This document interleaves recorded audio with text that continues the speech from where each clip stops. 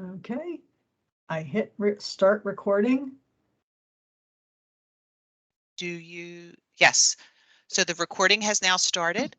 By joining this meeting, you are giving consent for this meeting to be recorded if you have your camera on, or if you speak out loud, or if you put something in the chat.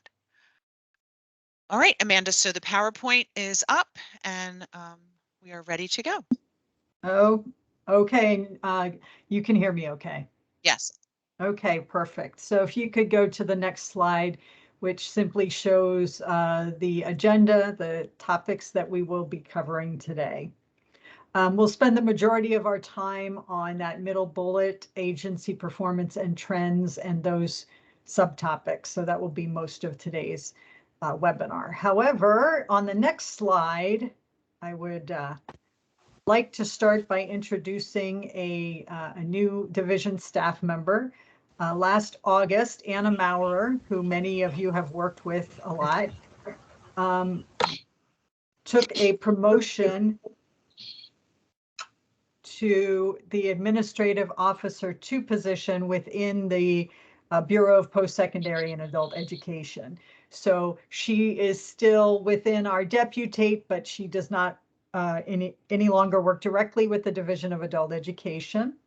I am happy to announce that Lori Bratcher, our new Administrative Officer 1, started last Monday, February 7th. And I asked her if she'd be willing to turn on her camera and at least wave to you. So we'll see if she has a chance to do that. Can you see me? We see your background. We see your background, but we don't see you. Okay, let me turn my background off. We saw her earlier when she first logged on, Amanda, when there was like 3 or 4 people in there. So Kim Topper has seen her. Lori, now all we do is see a black spot. Okay, yeah, I'm noticing that. I don't know. I'm so embarrassed. Let's Don't see. be. Let's Don't turn worry it off. about it, Lori.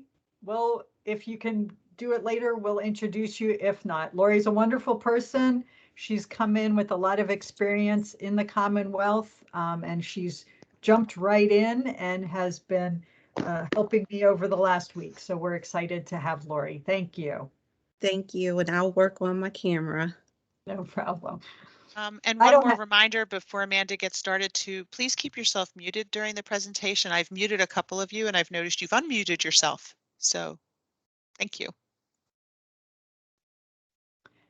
Okay, the next slide, please. Michael and Steve from the eData Tech Support team, who I'm sure you are all familiar with, I have a monthly call with them and with Christine just to kind of hear how things are going and to address issues. And they report that programs are addressing PA Secure ID near matches and other issues in a timely manner. So please thank your data entry staff for their promptness. That really makes things a lot easier for Michael and Steve, and it helps us have a better picture of what is happening in real time. So thanks to your data entry folks and you as you're involved in working with dealing with issues in eData. So thank you. Next slide, please. So as a reminder, all 064 and 061 grantees are required to cover 25% of the cost to run your programs with local funds or third-party donations. That is what we call local match.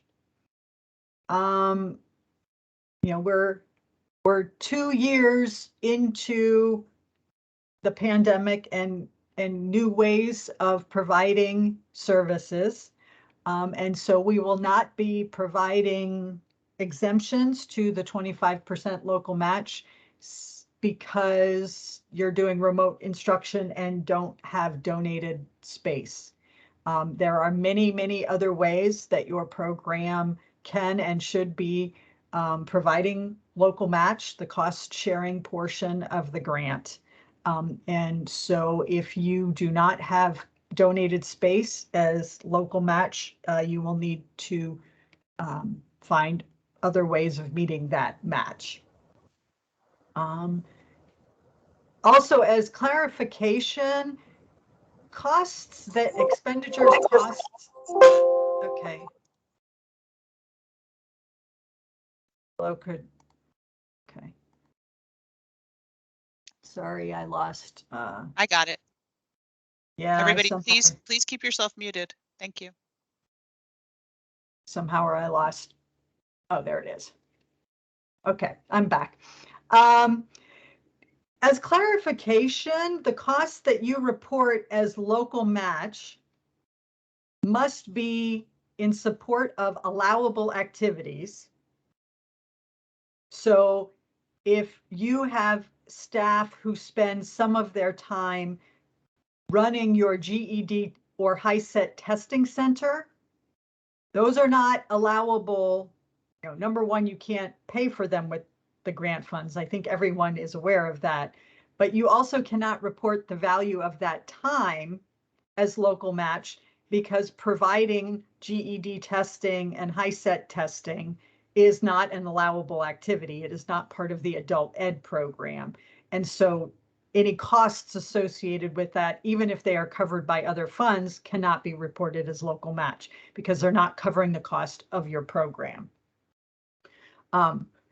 You know, costs must be reasonable and necessary for the purposes of the grant for the time period of the grant. So if someone happened to give you $30,000 worth of textbooks, but you only used $2,000 of those textbooks, then $2,000 is what you report as match, not the $30,000. You know, if you have if your local electrical company, I don't think this happens, but I believe there's one agency that gets Comcast services at a reduced rate or for free. You know, if that's used for your whole agency and your adult ed program is just a portion of your whole agency, then only the value of the free Comcast that would have been charged to your adult ed grant can be counted as local match. You can't count the value of all of it. So, you know, local match is costs necessary to run your adult ed program that you don't use grant funds for, you use local funds or donations for. Okay, there seems to have been some confusion around that. And then kind of the other reminder clarification that I'd like to address is about referring students to other programs. We have had cases where, okay, we require you to be full service, right? So that means you have to provide services from ABE level 1 through ABE level 6. You have to support individuals to transition into, you know, into post-secondary education or training, or, you know, support that process. You're obviously not paying them and you're not actually finding the jobs, but helping them make the connections to that. If they need a high school equivalency, you're providing them the preparation to be able to take and pass the high school equivalency. You cannot say to someone, we don't serve beginning literacy students. You have to go to another program. And once you're at ABE level 2, you can come to our programs. You're expected to be full service. Now, there are a couple exceptions. One, if you are in one of the counties that we do not require ESL. So when we had the competition, there were 18 counties. Grantees who took money to provide services in those counties are required to have full service ESL programs based on the number of individuals who speak English less than very well.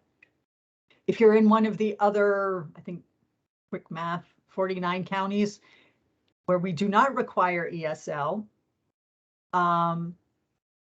you probably should refer your ESL students or non-native speakers of English who would test at an ESL level rather than being ABE students.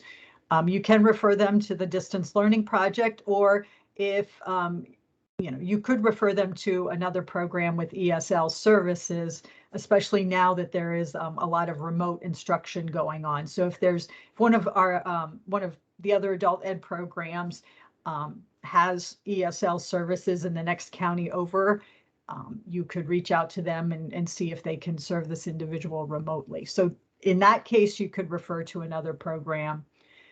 Or I've been hearing from the advisors that many of you are struggling with staffing.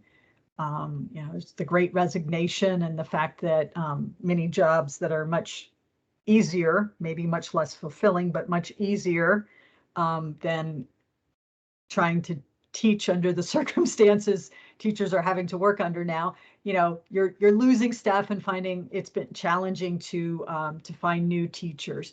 So if your program just doesn't have the capacity right now, you don't want to do intake with students and assess them and then just have them sit until you can maybe provide services. In that case, finding other programs that do have the capacity and referring the students to those programs is what is best for that individual. And so you should be referring in that case rather than having an individual kind of sitting and waiting for you to have capacity to serve them.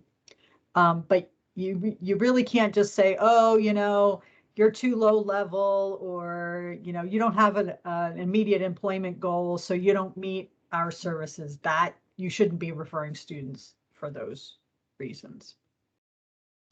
Okay. Not sure, Christine, if any questions have come up related to those. There is nothing in the chat. Okay. And if you have questions specific to your agency, you're welcome to reach out to your advisor and discuss them. And if the advisor needs to, the advisor can speak with me. Okay, the next slide, please. Okay, so we have been posting agency performance data for 2021 and have been asking you to review it. And I wanted to present kind of trends in enrollment, EFL gain, post-testing, those kind of aspects, because we have seen significant drops in enrollment. We understand that, the pandemic has changed things. And so that is to be expected. But in some cases, it's been fairly significant. And it is now time to begin turning around, right? Again, we're 2 years into this. And programs really need to be looking at ways that they can enroll students. And there's a later slide that'll present some thoughts around that. But as you can see, in 2018-19, which was the first year after the competition, 2/3 of the 064 grantees had 90% or more of enrollment. 10 had less than that, which, when you submit a grant application saying this is how many people we can serve with this much money, and then you don't even come within 90% of it in your first year, that's concerning. But, at least 2/3 of you were at least at 90% enrollment, and no one had less than 50%. In 2019-20, and of course, many of you know that there were conditions put on the grant for 2019-20 based on enrollment and Table 4B, and many programs introduced not so much corrective action, program improvement. They looked at what they were doing and were really working towards improving enrollment. So I will say that when we look at the data, the last data that we pulled from eData before the pandemic shut everything down, most programs were on track to meet enrollment or come very close. So I do want to say that, before the pandemic hit, things were looking reasonably good for most programs. At the end of the day, at the end of the year, we ended up with 6 programs who were still successful in doing 90% or more.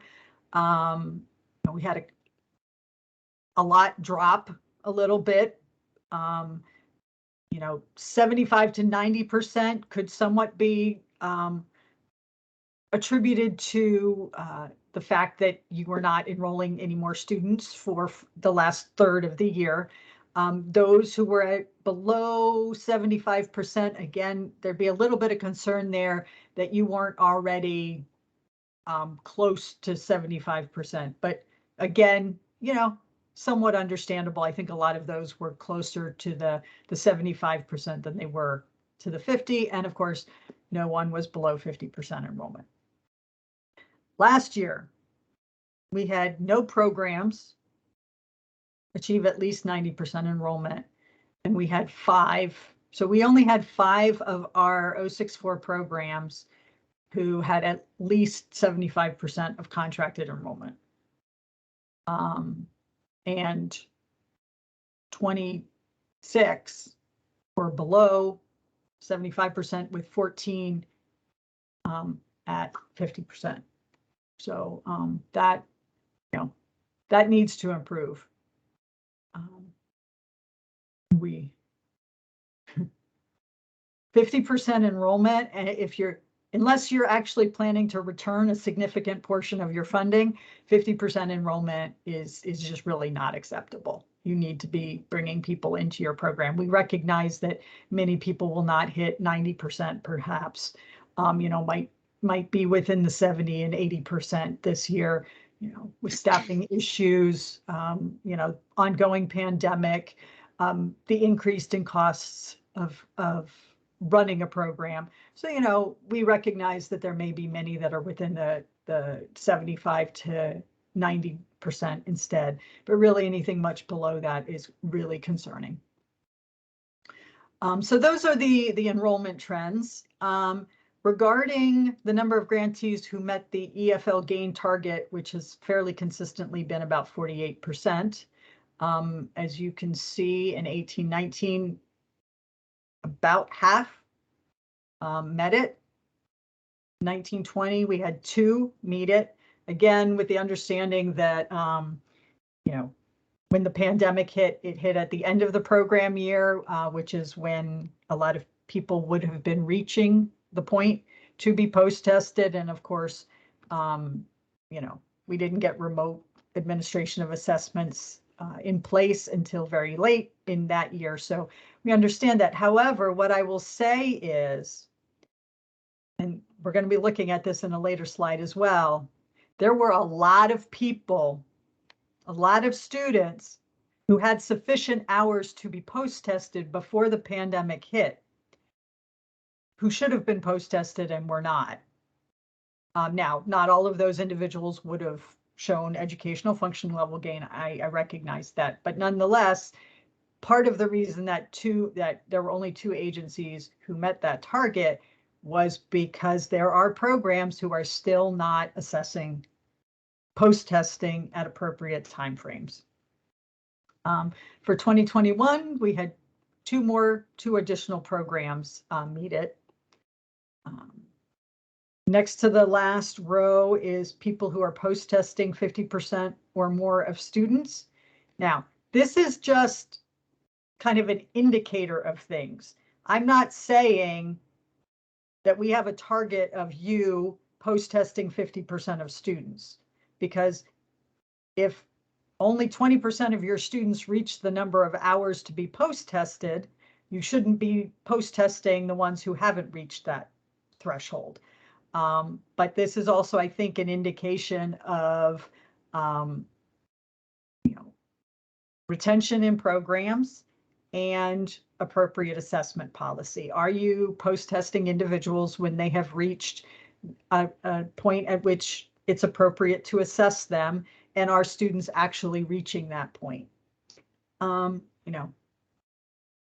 of our programs at least post-tested 50% of their students. It may have been appropriate assessment, it may not have been. But as a state, as a state, if our target is 48%, we can't have most of our programs not even assessing 40% of the students. We're just not even going to come close. And then kind of table 4B is another way of looking at assessment. And so, you know, after the first year in 2018-19, we kind of established 67% as a target. So that's 67% or more, preferably more, but a minimum of 67% of the individuals who you post-test, so who have stayed in the program long enough to be assessed and who you post-test, that approximately 2/3, preferably 3/4 of them would show an educational functioning level gain. You know, so in 2018-19, we had 2/3 of our program did that. Obviously much lower in 1920 and 2021. Now, that number alone isn't necessarily good. So if you're a program and you have 100 students and you post-test 10 of them and 7 of them show an educational gain, you'll have 70% on table 4B, but your actual educational functioning level gain will be 7%, which is horrible. So, you know, you need to look at, we're kind of looking at slightly siloed data. But when you're looking at your own data, you need to kind of look at all of these things together. So how many of our students are reaching the number of hours that is appropriate to post-test them? And are we actually post-testing those individuals? Are they showing gains? And can you hear that? There is a helicopter flying right over my house and it's incredibly loud. And, you know, are the number of people showing an educational gain is enough of a part of your overall enrollment to kind of come close to or meet the 48%? So, but, you know, as you can see, and what I'll say is our enrollment prior to the pandemic, our enrollment had been decreasing a little bit. And of course, from 2017-18 to 18-19, there was a drop that was due in large part to the fact that we held a competition and we increased the cost per student. So programs weren't actually required to enroll as many people as they had in the previous year. And nationwide, our enrollment trends are the same. So Pennsylvania is not different, but we still need to look. Octay is saying, let's figure out how we can turn around enrollment. So we're saying to you, let's figure out how we can turn around enrollment. But prior to 2018, Pennsylvania was seeing a steady, it was small, but it was a steady increase in our educational functioning level gains. It was improving.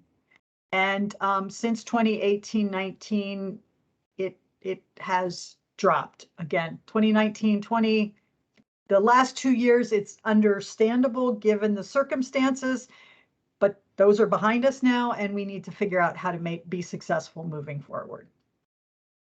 The next slide, I will not spend as much time on. It is the next slide is showing the similar trends for the family literacy programs.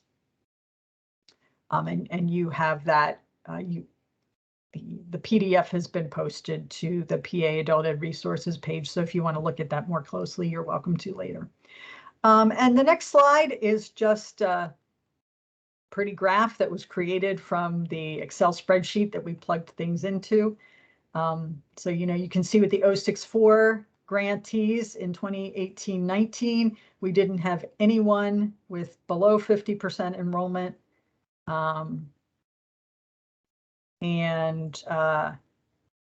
You know, this last year, we had lots of people with below 50% enrollment. So, and then the same thing, family literacy. The next slide kind of shows some trends.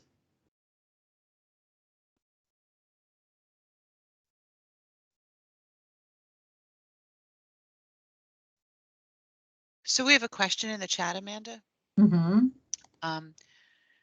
We are really struggling with ABE GED enrollment as most of the major employer in Berks County have dropped the requirement for a diploma/GED. Amazon and Penn Manufacturing give $3,000 sign-on bonus and $27 an hour. Yes, I recognize that. One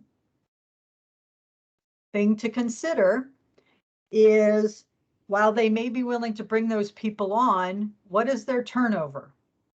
Are they finding that these individuals are still being challenged when they're working?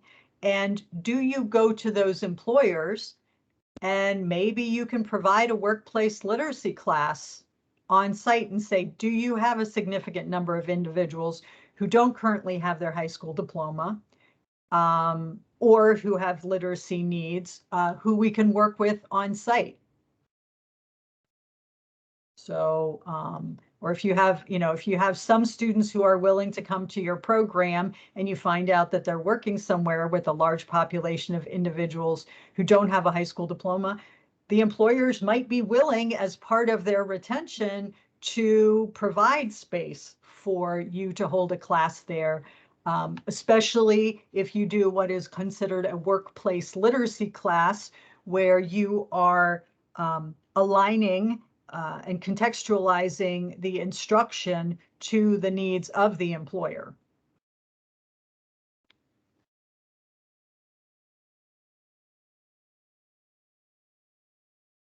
Okay, there are no other questions at this time. I do believe we're having, I believe we have some grantees who are in fact providing workplace literacy classes, or if they're not workplace literacy, in other words, they're not specifically aligned with the needs of the employer, they are at least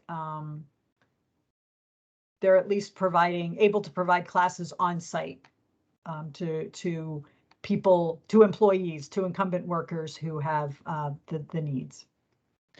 So a follow-up comment was just that, Amazon has their own program, and the subcontractor for this agency is working with Penn Manufacturing, but using a different grant. Oh, okay. Yeah.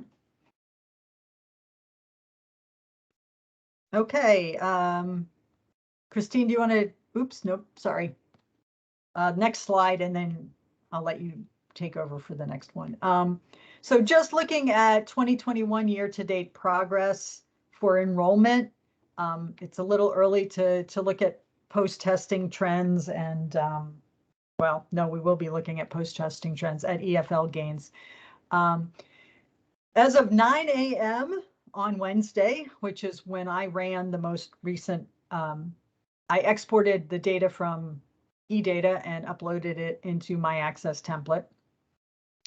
There were 13,695 rows in my adult report. Now, I will say that includes all grants, so that includes N grants, so non-able grants, as well as duplicates due to shared adults. So if there's somebody who's served by the main grantee and the sub-grantee in the adult query, they show up as two separate lines. So the actual number of adults is probably lower than that. It's probably closer to 13,000 once we get rid of duplicates and people tied to N contracts. But that was I just took that number. Of those, there are just over 9,000 who have 12 or more hours, either with or without a valid pretest. So we have 9,000 potential participants. Last year, we had 10,600 some. In 2020, 21, what we reported to the feds was somewhere around 10,600. So we are still below where we were last year, which was our lowest year ever. There are an additional 4,685 adults who have fewer than 12 hours. So, some of those individuals may be in your programs right now. They may have recently started and they will move into the participant range. If you have individuals who came in and completed an intake and didn't come back, maybe having the conversation with them. Again, I recognize that people can get very well-paid jobs without a high school diploma. And of course, they have hours that they're working. But, we have provided you with greater flexibility in how you offer services. We, during the pandemic, have eliminated the minimum number of hours of instruction.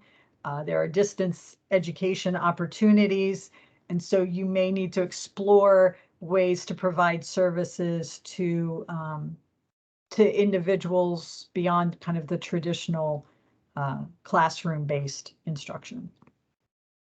And just as a comparison, total contracted enrollment for 064, 061, and 054 grants is 17,252. So if you provide services that you, when we had the competitions, said that you were going to provide, we would be at 17,252. I understand that the numbers will be a little bit lower due to pandemic and increased costs, but we do need to get it much closer to that than we have been in the last couple of years. So Christine, I'm going to let you take the next slide. Okay, thanks, Amanda. About a month ago, I attended a technical assistance webinar given by AIR related to the National Reporting System, the NRS. And as Amanda mentioned, enrollment we're not alone in this in Pennsylvania. This is across the country. States are struggling with this, some more than others. So the NRS is going to present some technical assistance to states this summer in that. But this webinar it was kind of like an introductory, like for things for us to start thinking about. And so if you haven't been thinking about these things, some questions you might want to ask yourself, if you're providing the same services that you've always been providing in the same way, do the current student needs match what you are providing? Because maybe student needs have changed over the pandemic. So you want to look and see if what you're providing is matching those needs. And one way they suggested was to sort of interview or survey potential students. People call you all the time, hopefully, to find out about your program. Maybe, talk to them and find out what their perceptions of your program are.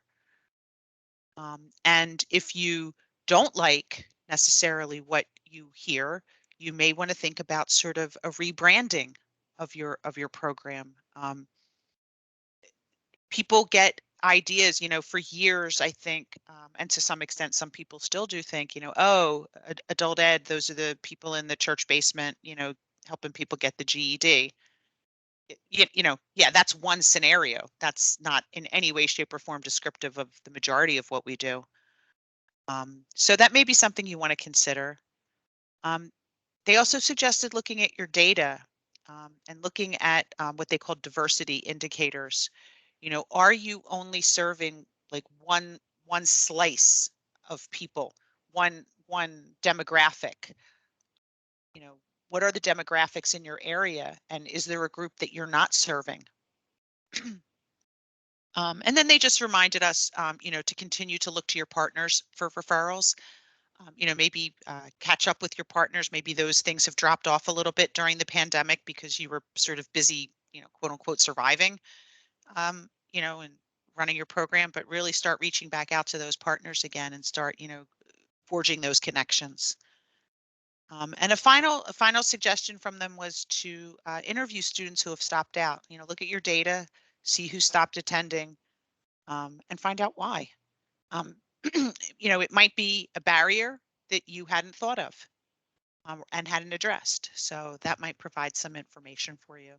So these are just suggestions. I think there will be more technical assistance moving forward. And for those of you that were here a couple years ago, you might remember we did an activity with you at the kickoff called the data flow activity. That came directly from some technical assistance that we at the state level received from NRS. So I'm hopeful that whatever we receive from them around enrollment is something that we can adapt, and it'll be an activity we can do with you as well to assist you. That's it, Amanda. I don't think I have anything Okay, else thank to- you.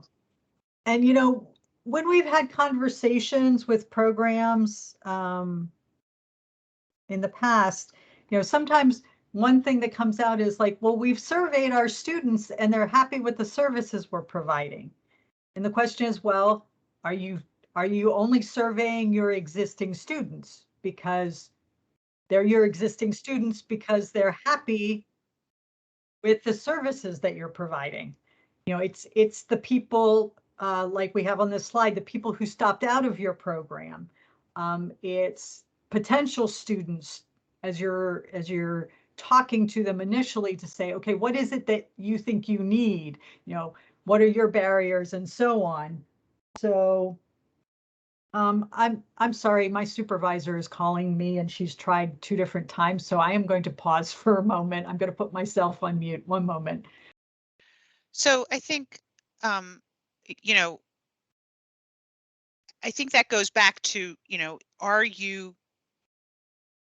you providing what your students need? Are you matching those needs?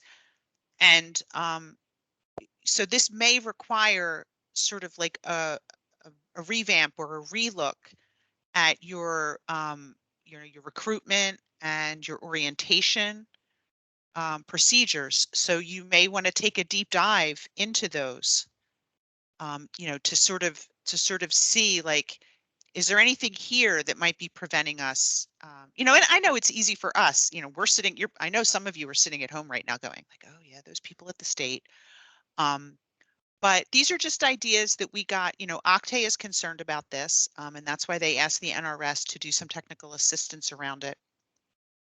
So I think that we'll have more information coming to you in the summer, but we just kind of wanted to start talking with you about this now. Okay, thank you, Christine, for stepping in. I'm back. Oh, sure. Okay. Okay, So I next don't slide. see any questions in the chat about this, Okay. Amanda. So if you're ready to move on. I am, thank you. Okay. So I'm sure you are all aware at this point that there was a very minimal increase proposed for the adult basic education line item of $500,000.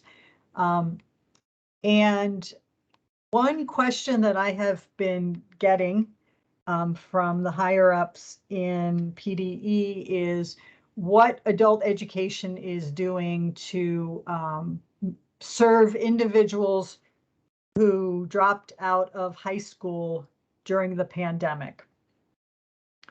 Obviously the hope is that school districts will be able to reach out to those individuals and get them to re-engage with the K-12 system.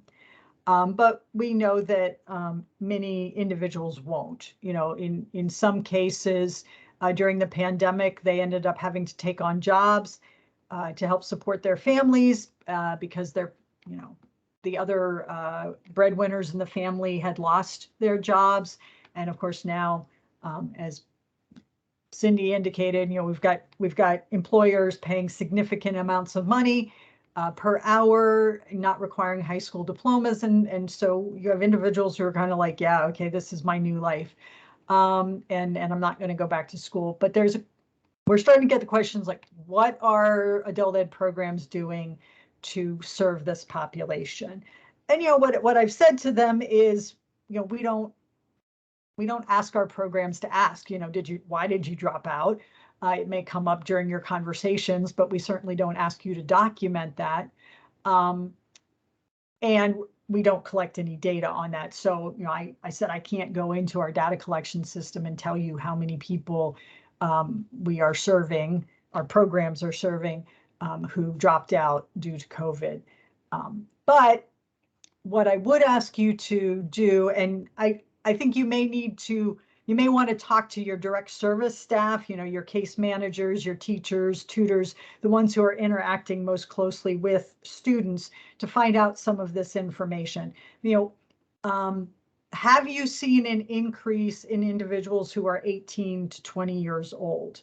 I think that would be where we'd see a big influx, because those individuals are no longer of compulsory school age.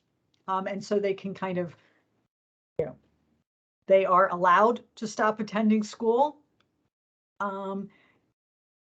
So that would be kind of the population to look at.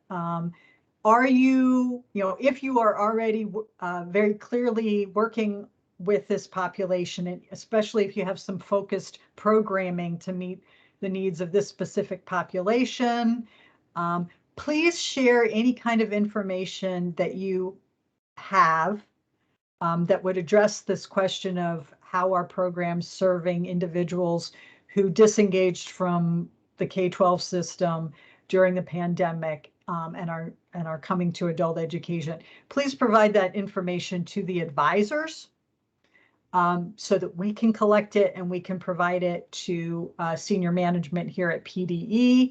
And I would say also share that with PACE, so that as and share it with your legislators. Say to them, we've seen an influx, or we're working with this population to help meet their needs. If you have not been necessarily targeting that population, it may be something to look at, kind of referring back to Christine's slide about increasing enrollment in general, and are there particular populations that you might want to look at serving? Do you have current students who are in that age group who you could talk to and find out if they have any, friends or family who are in a similar circumstance and who would like to join your program? Contacting your local high schools, school districts to find out what processes they have in place to contact students who have disengaged, and working with the local high schools to say, okay, we'll try and get as many back into the K-12 system, but rather than losing them completely, maybe make referrals to us. And many of you may already been doing this. I'm not saying you're not. These are just some things that have come up. And reaching out to programs that are serving young adults in other areas for possible referrals. And if you get kind of a cohort of these individuals who have similar needs, you could have a targeted class for them. So Amanda, Sue Klauser has her hand raised. Sue, if you want to unmute yourself, go ahead. Hi, I'm sorry. I just wanted to provide a little bit of information about what we're doing in Montgomery County, because in all the years I've been in adult ed, I am continually amazed and just shocked that high schools are not aware of Title II programming. So I'm always working to educate the different school districts about what we do. And completely understand that the priority is to keep those students in school. But we recently, YWCA, Ronnie Barna and I, we met with Montgomery County truant officer, and we're going to be taking part in a meeting with high school guidance counselors to educate them on Title II services for students who have been separated, due to the pandemic and not wanting to be online and struggling on that platform. So I just wanted to share that with everybody, and just wondering if other people have also experienced that same frustration with the K-12 system, lack of knowledge of what we do. Thanks, Sue. Would anyone else like to share? Feel free to unmute if you have something to say. I will. This is Kelly Davis from IU9. We do a lot of those. Hi, we do a lot of those same things, Sue. And what we found, I think it was Sue that was talking, I'm sorry. the turnover at the schools. So we might think, oh, we met with them last year, but there could be turnover in the principals, there can be turnover in the school counselors. So we make sure at our IU, we're very fortunate because we have curriculum councils that meet monthly at the IU. We have the counselors that meet at the IU. So we really try to get in there, at least once a year, if not more, and talk to them, because we do recognize that there can be turnover. We did find the very same thing you're talking about a couple years ago. They didn't know we existed, and we have fortunately changed that. And so we have really good relationships with them now. We also make sure that we reach out to them, a couple times throughout the year, especially to the counselors, because they're the ones dealing so much with the dropouts. But I would even encourage some of you that are not in IUs, if you get a hold of your curriculum folks there and ask them, to be on the agenda for whatever meetings they have, whatever they call them at their IUs, they would most certainly welcome that, to have, that information out there. So I hope that helps. Yeah, and Sue reiterated in the chat that that's what she does. She reaches out every year because of the reason you mentioned, Kelly. So thank you. And thank you, Kelly, for that. I was going to ask those of you on the call who are from intermediate units, if you feel like intermediate units that maybe do not have their own adult education programming, would they be receptive to a local community-based organization? The Title II providers kind of reaching out and saying, hey, can we meet with you? And so Kelly, thank you for that. It sounds like that would likely be the case. I have a suggestion too. This is Eve from the Open Link. I'm a subcontractor for Susan. Mhm. I have done that. I reach out to, I have a list of 40 different schools that I contact their guidance counselors, whether that be public schools, private schools, like anybody who's in a reasonable radius of us. But another group that I learned about last year that I started sending information to are the home and school liaisons for the districts. Every district has to have a home and school liaison, and this person is responsible for kids who are homeless, trying to figure out, why kids aren't coming to school, kids who are consistently truant, that kind of thing. Every district has to have somebody who is that contact person. And so I have added those people to my list of 40 schools, the people to contact within those school districts, because they're often the ones that are heading out to the houses, or to wherever kids are currently living. So that's just another option, for people to reach out. Thanks, Thank Eve. you for that. There's also, Diane Schauer mentions that they have a good relationship with the high school guidance secretary, so that when students sign out, she has them complete a release of information and sends it to the program. And if the student doesn't want that, she at least provides information about the classes. Someone from another intermediate unit said she believes that intermediates would be receptive to hearing from adult ed programs.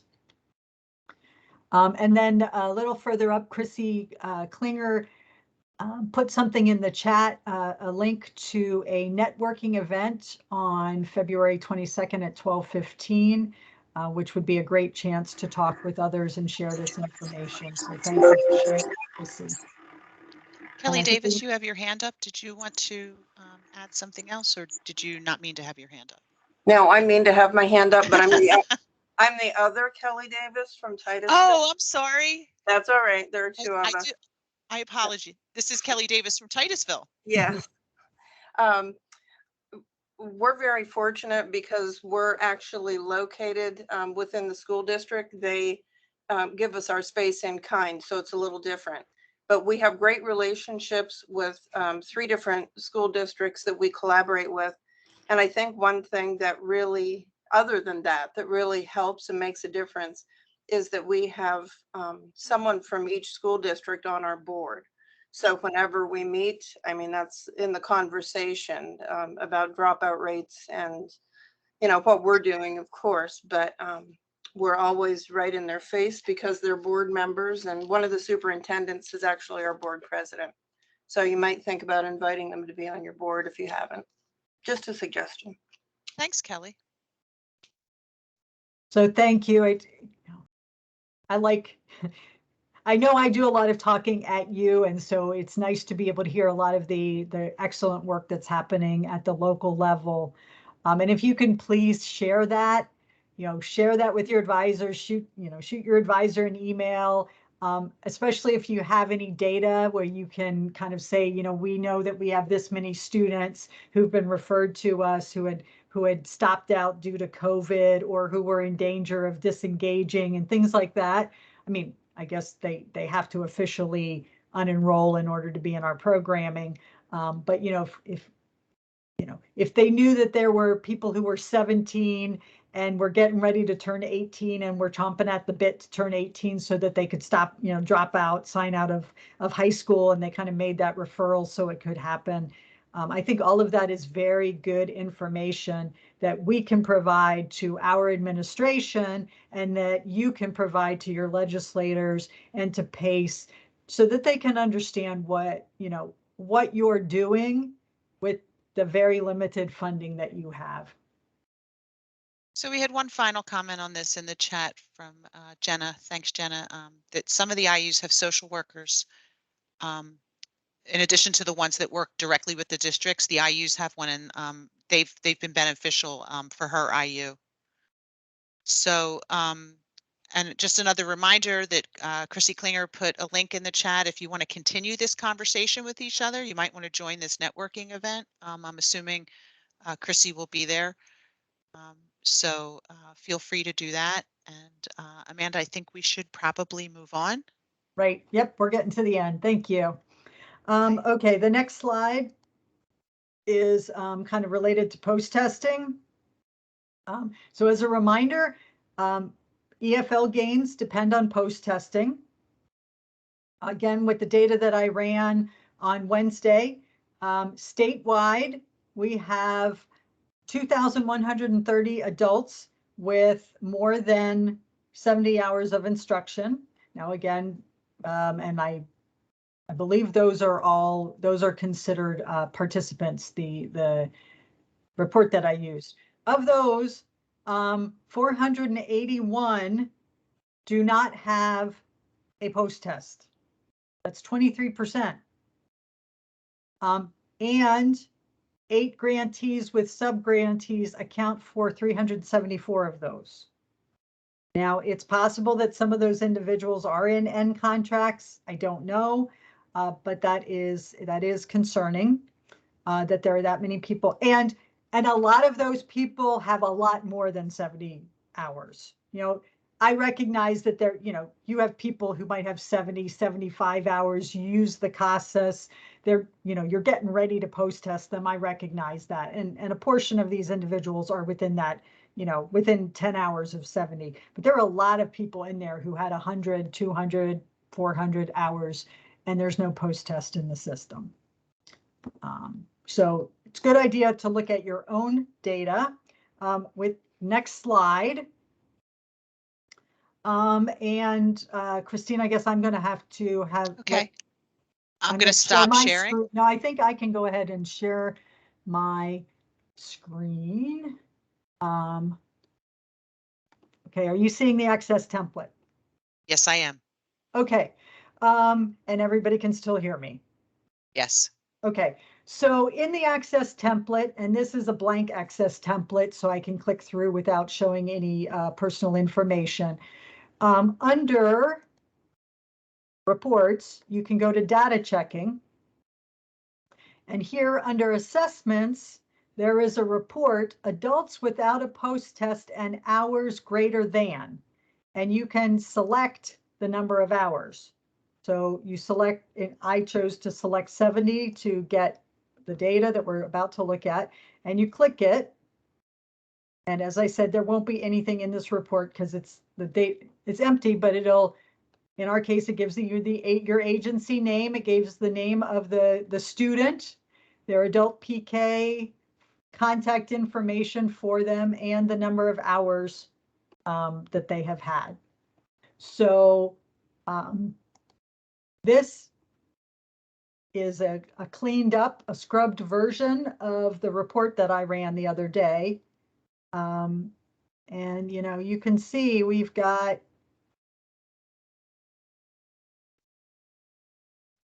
a lot of people who don't have a post-test and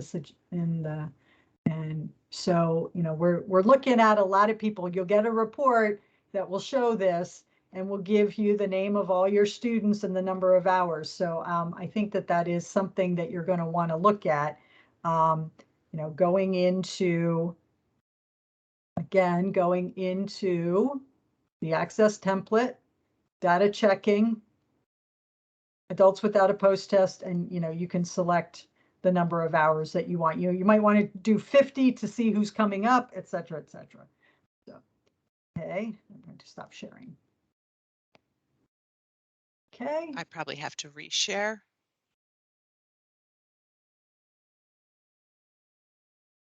Did I cause the spread? No, it's fine. Okay, good. Can everybody see? Amanda, can you see the PowerPoint I again? can see, yep. Okay. So I would ask everyone to take some time to look at the access template and look at that report for your agency, and then see what you can do. Now, there are some programs who had maybe one student on that list, and that was a student who just hit 70 hours. So, you know, we recognize that you're going to have one or two people maybe who are in that category, but there are a significant number, especially 8 agent grantees with their subgrantees who had a lot. And those tended to be larger agencies, which account for a greater portion of our performance as a state. And therefore, your failure to do what you're supposed to do has an outsized impact on the state's outcomes as a whole. And Christine, I believe the last slide is for you, correct? Yeah, just a couple quick updates, everybody. The PDS yesterday, I believe, sent out an email with 2 links on it to a needs assessment. We're doing our planning for PD for next year, and we want to get some input.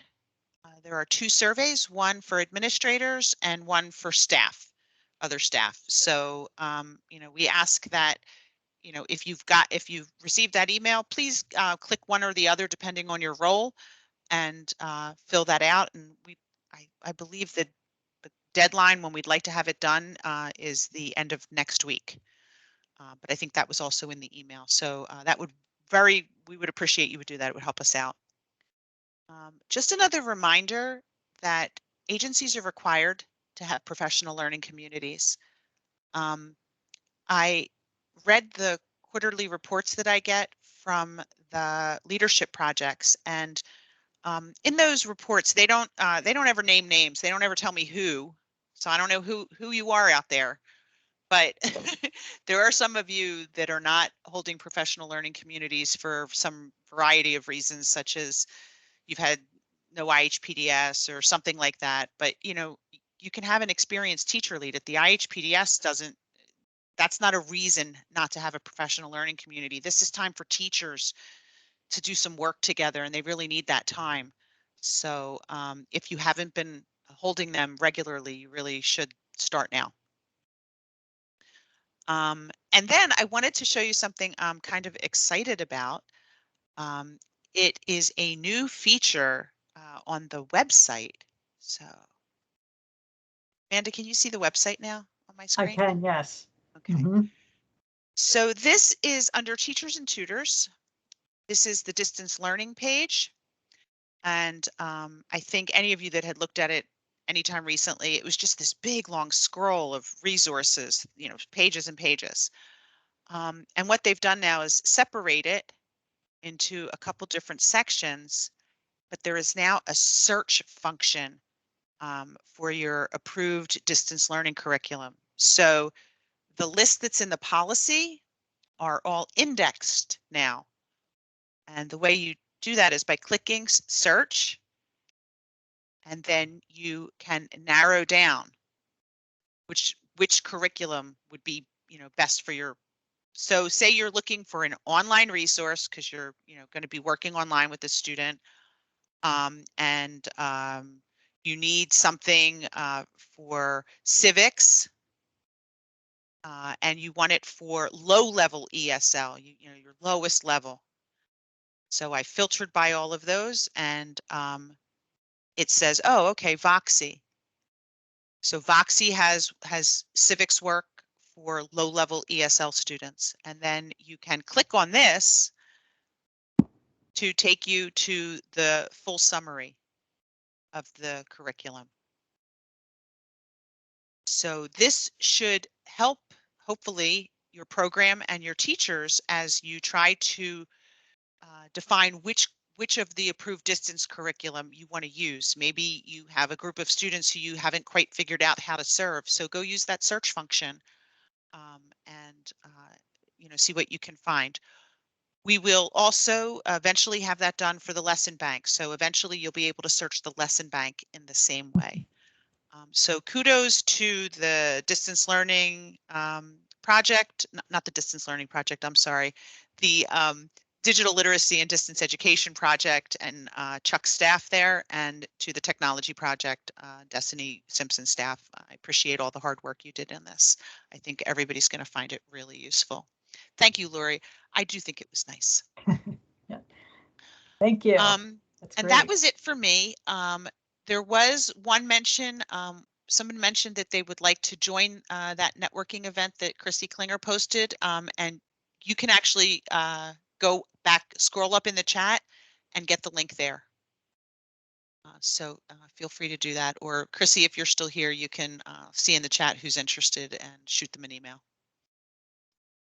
Thank you, Kelly. I do feel like it's amazing. Do we have any other questions about anything Amanda addressed today? Now would be the time. I know we're a little bit over, but we're here. Looks like there's a hand raised, but it might still be. It's still Kelly Davis. Okay, so there's no new hands. And of course, as always, if you don't have a question that you feel is general enough for the webinar, but you have questions, please feel free to reach out to your advisor with your questions.